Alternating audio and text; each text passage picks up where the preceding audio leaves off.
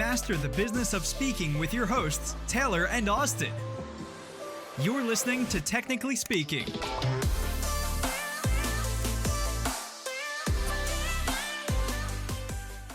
Welcome to another episode of Technically Speaking. We're your hosts, Taylor and Austin, and in today's episode, we're talking about cloning yourself, and more specifically, the reality of hiring and managing virtual assistants. And so the perfect person to help us answer this question and paint a picture of how to hire and manage VAs is Sam Kabert. Now, Sam is the #1 best-selling author of a book called Soul Life Balance. He was nominated as Silicon Valley's 40 Under 40 at just 31 years old and was named a rising star in the promotional products industry. And for him, he reached all of his personal success goals, but still found himself unhappy and went on a mission to figure out how to become more happy and live a more fulfilling life. And in that process of doing so, realized that there are certain things in his business that he just didn't want to be doing, or nor should he be doing. And I'm sure many of you feel the exact same way. And so he's worked on creating a program and an offering to help other people streamline their businesses and clone themselves by hiring and managing VAs. And in this episode, Sam unloads a bunch of awesome resources and content and ideas about how to successfully hire and manage a fleet of virtual assistants and what most people are doing wrong when it comes to hiring VAs. So let's dive in. As always, we hope you like this one. Stick around until the end for some awesome resources, and we'll see you in there.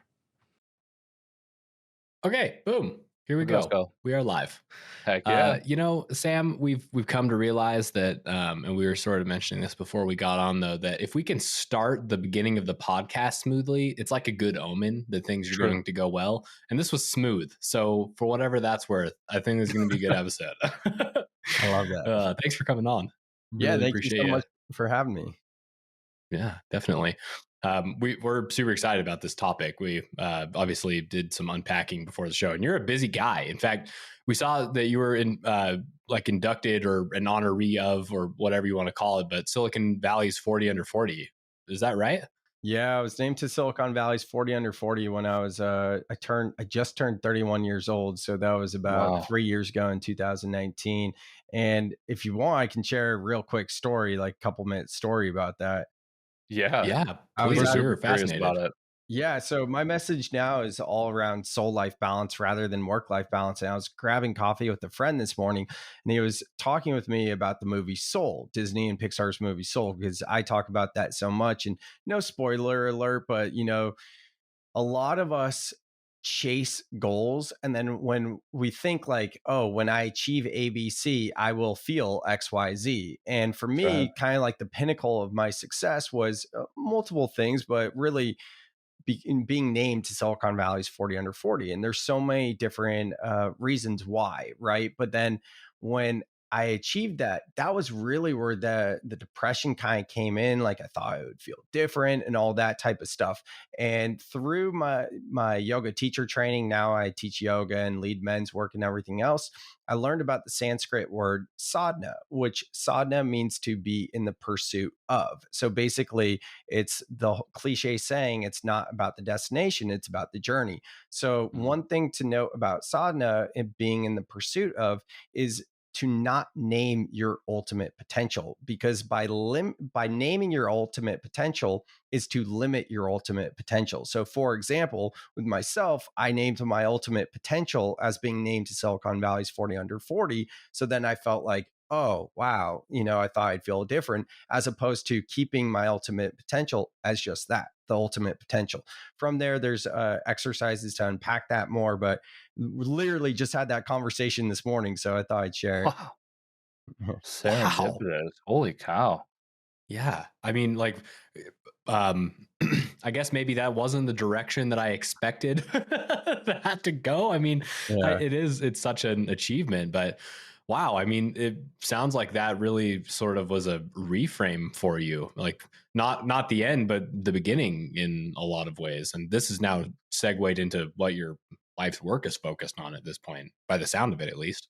Yeah, absolutely. I mean, for a long time there, I was building businesses, brands, my personal brand, content, all the type of things. And I built my business up to $1 million business while working less than 4 hours a day. And, Wow. I was successful in all these different things, wrote 3 books in a year, but I was always like chasing the next goal. And it wasn't until I did a plant medicine known as ayahuasca back in early 2019 that it clicked for me what was not necessarily quote unquote wrong, but what was missing. And that sent me on the inner journey of going within and, all that type of stuff. Wow, Wow. that's incredible. So, if I got the story right, like you were in pursuit of this, like this nomination, basically 40 under 40. Is that right? Like you had your eyes set on it and then you got it, or did it come naturally and then you had it and then you realized that that wasn't the thing? Like, yeah, what Yeah. happened there?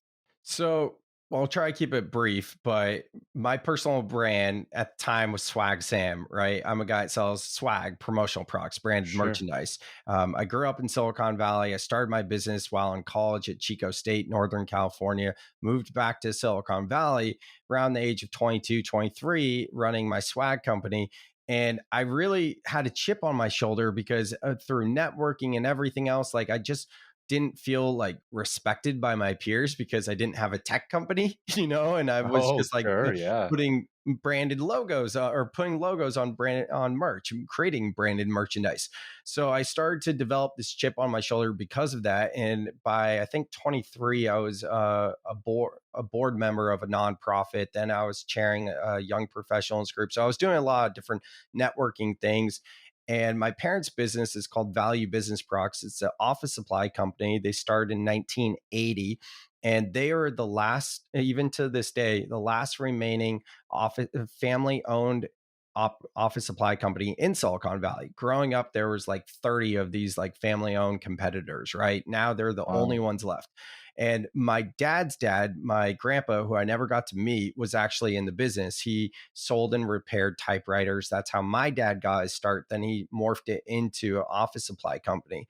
So all my dad wanted for, I think it was our 30th anniversary of being in business back in 2010, was to have an article in the paper, right? So I was doing my best to leverage my connections and get some press. And I even wrote an article out on a typewriter, which took me hours to write because I've never really used a typewriter. And it's very clunky.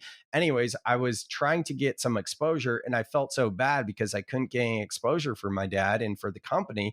So that kind of set out like another chip on my shoulder. And it was actually the Silicon Valley Business Journal, who we were trying specifically to get that recognition from. And when I started my first podcast called What Up Silicon Valley, which it morphed into a media network, we had other podcasts on the show. We had an annual event at eBay's headquarters called Pitch Tank, inspired by the Shark Tank show. At that point, we had become partners with Silicon Valley Business Journal. So it Wow. was like a total, like, couldn't get the time of day to now we're being partners with them, develop the relationships. And from there, I ended up being named to the Silicon Valley Business Journal's 40 under 40. So that's kind of like how all of that came about. Wow. Whoa. Super cool. Yeah, man, talk about like a foundation that you were building on. And then Right. that shifted, which is also Shifted. fascinating to me. And I mean, maybe there's multiple conversations that need to come out of this because I have so many questions to unpack about all of that. When Taylor and I were sitting down to ideate this show, though, and obviously there's a lot that you've done, so there was a lot for us to choose from. But like one of the things that I imagine has to fit into this is like, well, you call it Clone Yourself University. This ability to bring in virtual assistants to help, or run the business more or less. And you said that at the time you were running your business with like 4 hours per Right. day, I think that you said, of work, or 4 hours per week. Either way, that had to have been like a factor in you gaining the flexibility as a business owner to go and pursue, for example, you going and doing the plant medicine exercise, where this sort of has opened your eyes up to a whole new world since then. But so like, I mean, tell me about like the transition that led into that and how you're able to free yourself from this grindiness that maybe you were coming from that, allowed you to step into this new chapter. Yeah, so I'll start with the virtual assistant stuff. So in 2012 or 2013, I read Tim Ferriss's book, 4 Hour Work Week. And I like to joke that at the time I approached virtual assistants kind of like going to the candy store. Like we've all gone to those Rocket Fizz or those candy stores that have the Laffy Taffy out. And, you do that 5 finger discount and you grab a sample of the Laffy Taffy. And then you end up buying some stuff because you feel guilty, most of us at least. And then when you walk outside, you're kind of just like left like, oh, I'm not really hungry now because I had a few samples already, right? And that's what I did with virtual assistants when I first started back in like 2013. I went to Fiverr.com and I did some things for $5 here and there. Didn't really have a plan. I was just like, oh, let me test this out. And then I was just kind of like, well, I don't know what to do with that. And that didn't really do anything. So I didn't really get it. Right. And Yeah. that's why it was kind of like the candy store, right? You filled up on samples, leaving me unfulfilled. So fast forward to 2017, January 17th, 2017, we launched the podcast. I quickly discovered that I did not want to be wasting my time doing audio editing. I consider myself kind of similar to that Don Draper from Mad Men archetype, very much a creative director and visionary and everything like that, and into branding and positioning. So I didn't want to waste my time on audio editing or, graphic design, all that type of stuff. And I wanted a beautiful website. So I started to go back to virtual assistants. And that's when I learned to work with VAs for audio editing, for graphic design, for website development, and all of it. And then it just morphed from there. Eventually, I was starting to scale my business. My right hand man in my business, we hired a woman underneath him. It wasn't working out with her. So I had to let my first employee go, which was very difficult. And then about 2 weeks after that, my right hand dude that had been working with us for about 2.5 years or so gave his 2 weeks. So all of a sudden I was left being like, Whoa. all right, now I'm spending all my time in content creation, networking, and, I'm working on the business and not in it, right? That's what we want as an entrepreneur, to have a well-oiled machine that runs itself without us working in it. So now all of a sudden I was like, oh, what am I going to do? So I did what all great entrepreneurs do. And I ordered a large pizza and I got a 6-pack of beer. And I said, I'm not going to bed until I figured this out. And I started calling up my mentors and colleagues and peers. And that's when I decided to move away from an employee-based business model to a virtual assistant-based business model. So a lot of people, solopreneurs primarily, will say things like, well, my VA, right? And the thing is, Yeah. most of us think of just like having one VA that's One. going to do everything. The secret is to build a team of VAs that are specialists in specific areas and have that role of a project manager and or executive assistant that is the bridge between you and those specialists. So that's kind of some tips in terms of building out a VA-based business, like at least instead of employees. And yeah, all of that afforded me the financial freedom and the time and everything else. So I ended up not having the 4-hour work week, but the 4-hour work day, which I think a lot of Pretty people good. would love. Yeah, so that was that. And then I just went through several different cycles of numbing depressions, and the medicine found me. And then from there, I was like, well, I'm going all in on spirituality and figuring out what this is about, because this is pretty fascinating when you're caught up in the matrix and you're not really, when you're disconnected from your soul, like I was. Yeah. Wow. Well, it's cool that it gave you space to, be on that journey. I mean, it's crazy what life throws at us, and you've navigated it like a champ. And it's kind of now written the new chapter of your life, which is super cool. So, I mean, just hats off to you. It's a really cool story. And I love what you Thank said you. about like the misconception of people hiring like let's call it a generalist VA, like my VA. This is something like Austin and I like really pointed out in like our show, or the things that we wanted to talk about. Is we hear this all the time, like my VA, and they'll be disappointed when they give them a task which is totally not their wheelhouse, and they want them to do like everything in their business rather than creating those specialists like you mentioned. Mhm. So did you get that insight to find those specialists from your mentors when you were calling up? Did you have to go through a bunch of iteration to figure that out? Did you start hiring a generalist and then realize that wasn't a good idea? Like how did you land on that secret sauce? Yeah, it's a great question. I think this was the fall of 2017, or maybe it was 18. I don't remember. So it was some time ago. Um, but yeah, it was either from my own or just talking with other people in terms of, well, you figured out how to do your podcast and other stuff, like why don't you look at that, and I think I don't remember there being like one big light bulb moment. I think it was just Sure. kind of a progression. And I think in terms of the transition of having going from one employee to two employees to zero, and me not working in the business, there was time where I had to, roll up my sleeves and get back into the business. And that's the thing, right? I talk about this as well with VAs. Like, a lot of times we think of virtual assistants as like magical elves that are just going to get it done. They can read our minds and it's going to be easier, but oftentimes it's going to be harder. However, if you as a business owner, if you're someone listening who has hired employees in the past, then you have a leg up on as a new entrepreneur that has never hired anyone before. Because if you have hired people in the past, it's just a simple mindset switch or shift, a mindset shift to realize that we should be approaching working with virtual assistants as if they were actually employees. And when we do Right. that, we start to slow down, because for whatever reason, we think like, oh, it's VAs and this is going to be quick and easy, and we're not going to put the attention into it as if it were like an employee, because we pay so much more for employees, right? So it's all about slowing down at the end of the day. Yeah, man, Great that advice.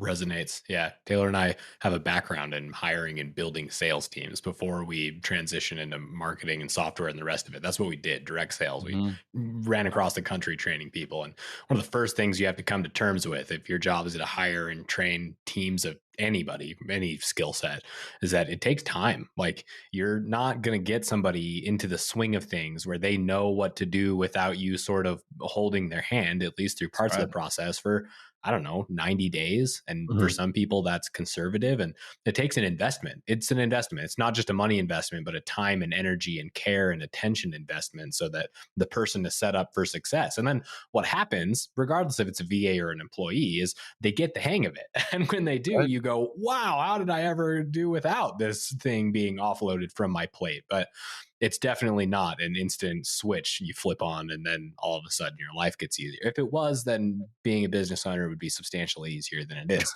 I'd be probably out with you in Santa Cruz right now, hopefully swimming in the ocean. But yeah, it's an investment. So I think there's like a reality that we have to accept there. And I'm glad that you're pointing that out early in this conversation, because it's important.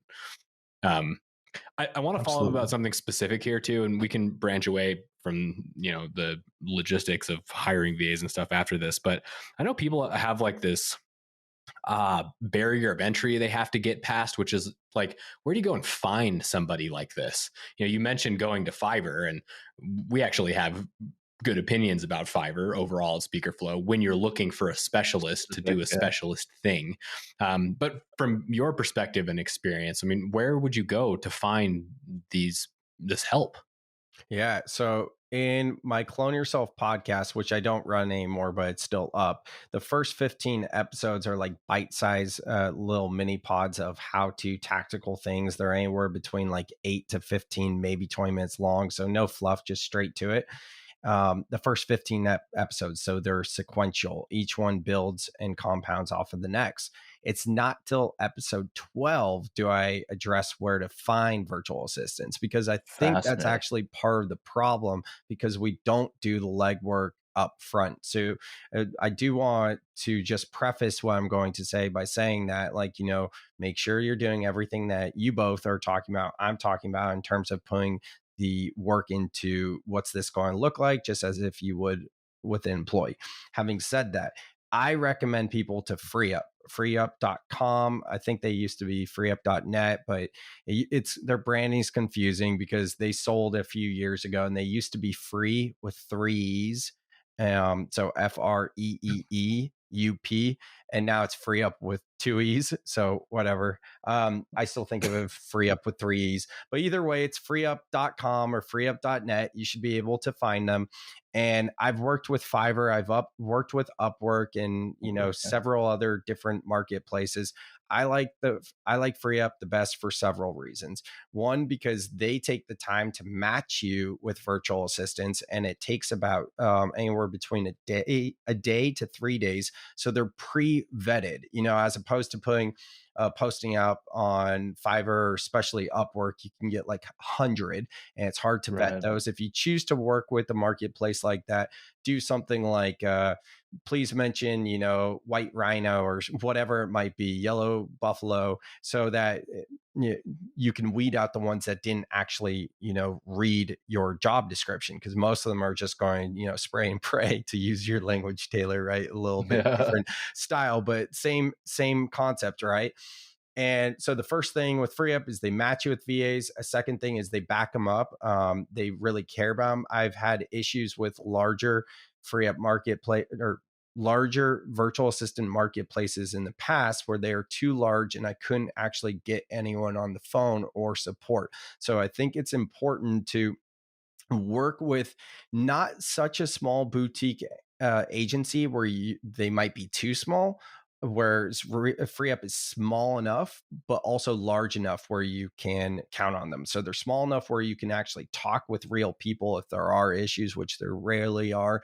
And the third reason I love FreeUp so much is you can go in online and set weekly, hourly limits on your virtual assistants. And oftentimes, as someone new to hiring VAs, we've run into budgetary issues where we think that we were clear, or maybe we weren't clear, but there's an issue either on our end, the virtual assistant's end, or somewhere along the lines, and you end up getting overcharged. Well, you can alleviate that by working with FreeUp and going into the freelancer's profile and be like, okay, I see this person's $8 an hour, maybe this person's $50 an hour, whatever it is. I'm going to limit them to 2 hours a week. So now you know exactly how much you're paying for each one at most. So it's an easy way to run your expenses and know how much you're paying freelancers. So that, for all those reasons, I recommend FreeUp. That's where I go for VAs. And yeah. Wow, that's awesome. I don't even think I've heard of FreeUp until this point. So they're pretty small. Always learning stuff. That's really exciting. New resources are awesome. So super pumped to go check that out. Thanks for sharing that. Mm-hmm. Yeah. Also, go check out that podcast. I mean, if this is something you're interested in, holy crap, that sounds super valuable. Yeah. We'll add a link. Yeah, for sure, in the show notes. So I'm curious, like, let's talk about like the building up to hiring a VA just a little bit. I think we kind of skimmed the surface, right? Like, and I think the three of us having inherent knowledge about what it's like to hire a VA, it seems pretty straightforward what we should do. I don't think that's the case for all of our listeners. So what's a typical path do you encourage someone to go on to get to a point where now we're ready to hire a specific VA for a task? I think we need to know what we want that VA to do, which, I mean, sounds pretty obvious, right? But a lot of times we don't actually know where we spend our time as a business owner or even as an employee. Like if I were to ask you guys, hey, Taylor, hey, Austin, what do you do on a daily, weekly basis? You could probably be like, well, I do this or that and blah, blah, blah. And I think knowing you guys as little or as much as I know you guys, you could probably answer that question a lot better than most business people. But for most of us, we don't really know. It's like, well, I do this, I do that, whatever. So the first step I recommend for people is to do a time audit. And I have that on my website as a freebie. And you can download it as either I believe it's a PDF, and it comes as a Google Sheet. So you could use Google Sheets on your phone to update your time audit every day, or you could go old school pen to paper. But the idea is take a more normal-ish week, because there's no such thing as like a normal week in our lives, in our business, or anything like that. However, if you're traveling for a conference and you don't usually travel for your job, then that's clearly not a normal week. So, find something that's a little bit more normal-ish. And then on Monday, when you wake up, and I recommend doing like, outside work stuff too, so you can just cover the gamut. But if you prefer just do work hours, that's fine too. Jot down the time, jot down the task and the task type. and then do that for a week or two. And then after that, we'll have some good data of where you spend your time. Then I have another worksheet, and I go over all of this in my podcast. I have the links to the worksheets in the podcast. You can go cloneyourselfuniversity.com/freebies to get the worksheets as well. And the next worksheet is just a matrix where you start to take those tasks and projects and you plot them into this matrix. And that's going to be so eye-opening for you, because you'll see, oh, this specific thing requires my skill set and I enjoy doing it. Whereas, say, maybe this other thing is a low skill and a low thrill, meaning that it doesn't take a rocket scientist to figure it out. It's an objective task versus subjective, meaning you either do it right or wrong. And I don't enjoy doing it. So why am I doing this then? And then that's almost, some people don't like the word cherry picking, but it's like cherry picking the easy stuff first, because we can set ourselves up for success in working with a virtual assistant if we choose objective tasks and we choose things that are a low skill and a low thrill. That's a great place to get started if you have tried working with VAs and it hasn't gone well, or if you haven't tried and you're a little nervous. If you're someone like you guys who have, you have so much experience in hiring people, I think just a simple mindset shift to slow down could be more enough to really find success in building out virtual assistant teams. Yeah, there's a self-analysis component there, which I think is always important, know kind of what you have going into it in terms of knowledge and skill and so on. I also think it's brilliant to do the time audit, because to your point, the stuff that's low skill, low thrill, those are the things that tend to, I think for some people, take up the most mental bandwidth, because there's like resistance there. It's stuff that we know we have to do but don't want to do, and so it sucks our energy away, and then hopefully we do get it done. Some people don't, myself included, sometimes not doing the things that I know I should, but I'm not excited about doing it all. But even still, like if you can knock it out, ideally have somebody else be doing this, offload the stuff that you don't like doing. It frees up so much mental bandwidth now for the other things that you're doing. Even if there's other components that you're not super excited about, you still have more energy to do that because you're not wasting it on things that you're not excited about. And running a business, I think, is a balance between doing things that sometimes we're not excited about doing because it's necessary. But you can only do so much of that before you have to start asking yourself, like, what's the point in doing this anyways?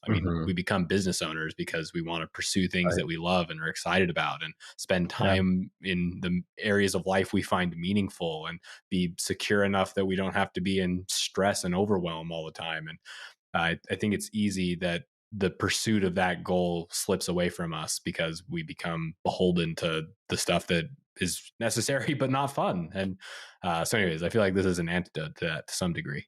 Absolutely. Yeah. So I have been thinking, as we've been, surprisingly, guys, thinking here, as we've been doing this podcast, about the training component of bringing a VA on, right? So we go to FreeUp, go to Fiverr, whatever your thing is. You did your time audit. You figure out where you need help and where you don't need help. You find some people.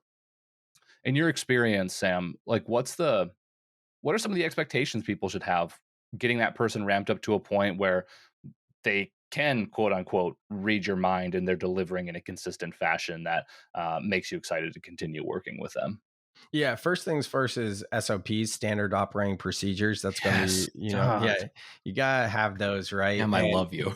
Yeah, seriously, Sam. Holy crap.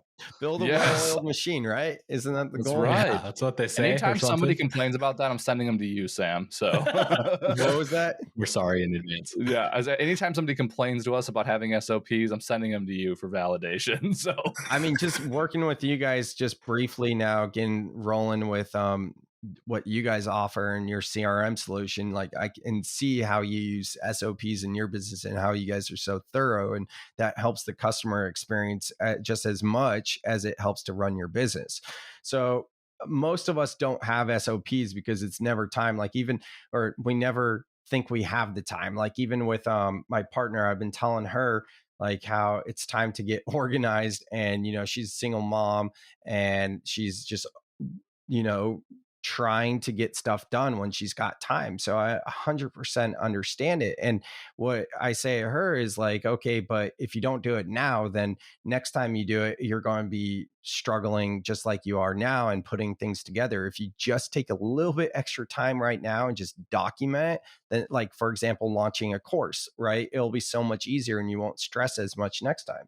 And most of us fall into that trap. So when you work with virtual assistants, I'm going to assume for most of the listeners, you don't already have SOPs in your business. And I'll be honest, like, I have a ton of weak spots in my businesses and brands where I don't have SOPs, or where they need to be updated because things have been changed. I'm by no means perfect, but I'm giving it my best, and keeping it moving forward as much as I can. The worst thing we can do is really shame ourselves and go down like this negative spiral. So just get rid of all that negative self-talk. And when you do eventually bring on a virtual assistant, what you're going to tell them up front is that you're going to ask them if they have experience in creating SOPs.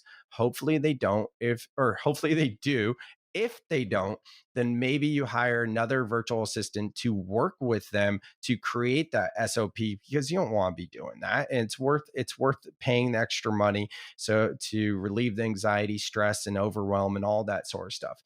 Now, the one piece I probably should have led with is my philosophy of getting started with virtual assistants is tiny tasks lead to big projects. So as opposed to just giving a big projects like, say, a podcast, right? I have an audio editor, a graphic designer, a video editor, and a project manager, right? And instead of putting someone in to have a new role in one of those specific areas and just give them several podcasts, like, say, a new audio editor, and be like, here, edit this podcast, I'm going to give them a small portion of it, like maybe just splice in this intro with this outro and overlay the music or something, as opposed to like adding ads and ums and ahs, and which I don't do any of that anyways, but I know some people do. Like, make it easy for them to do. And then you start to build this relationship with them and this rapport. You understand each other's work styles and everything else. You can grow to that big project from there. So yeah, there's other things too, but yeah. That was brilliant. Perfect. Yep. There's so much like really practical information behind what you talk about, Sam. Like, so much of, I don't know, this category of business speak is so vague most of the time, because I maybe just people don't really actually even feel confident themselves in how this works. I mean, we all have room to grow, obviously, but Right. yeah, like what you're explaining here, there's nothing even really abstract about this. It's really straightforward. Like, be really clear about what you want the person doing for you. Make sure there's a process they can follow that you can hold them accountable to and that gives them a leg up. Start really small so that they can get a win and you can start building that working relationship together, and then bring in additional resources as needed to sort of support them and tackle the other areas that they might not be as good at. I mean, I just skipped a whole bunch of stuff, obviously, but like, those are all things that are attainable to anybody. Nothing there is you have to go get a master's degree to understand. So I appreciate the fact that you speak in practical terms. Yeah, it's funny because prior to like doing ayahuasca and the plant medicine and the inner work, I would say I was very out of balance in my masculine archetypal energy, which is like the archetypal energy of yang or yang, if you know about yin and yang. And basically yin is like fluid intuition, flexibility, and really connection to soul, whereas yang or yang is about how you show up in the world, what you're doing, right? The human doing versus human being, and structure. So, and that's equated with masculine. It's not about genitalia. It's just an archetypal energy. So for me, I was so out of balance, like just all the masculine and yang, that the past few years, I've really focused on getting in touch with that archetypal energy of yin and the feminine and flow, intuition, everything else. And that's why I talk about soul life balance so much, because, I could keep going on that, but just to land the plane here, like, yeah, I kind of excel in the masculine, and I went too far that side, but I think it's really important in terms of soul life balance. I know this isn't what we've been talking about, but for a lot of the conscious community and spiritual community, we see people spiritually bypassing, which basically means that they're using their spiritual beliefs as justifying a way of being. It's an excuse, really. And it's like all love and light, or everything is perfect, whatever. And it's like, well, no, you also need the structure and obligation too. So it's finding this balance between the two, Yeah, for sure. I'm curious, like, what's that been like? You found some more balance. Like, is there a way that ties into sort of what we've been talking about here? How has that helped you improve all of these skill sets? I'm sure it has. Yeah, I mean, I would say that I've been fluctuating back and forth between being a little bit more on the spiritual side and a little bit more in the work side. Right now, the past few months, I've been saying that it's a hustle season for me because I understand that I'm out of balance. I'm veering towards the masculine side, but I'm also cognizant of that. So I think the fact that I have awareness around that and that I'm doing things to feed my soul as well, even though realizing like I'm working more than I would like to, I realize it and I'm doing things to get back to where I want to be. So I think it's just like this dance, and we haven't talked about that specifically, like soul life balance at all. And I could send you guys a free guide for the listeners of 3 free tips to practice soul life balance daily. So because for most of us, this is a business demographic. For most business demographics, it is that we're disconnected from our soul, and that's that's a huge reason why that the mental health crisis we're facing is so prevalent right now. Suicide rates are the highest they've been in 30 years. They're up like 30% over the past 30 years. Recent research by Boston College has showed that half of the population, nearly half, is experiencing depression and anxiety.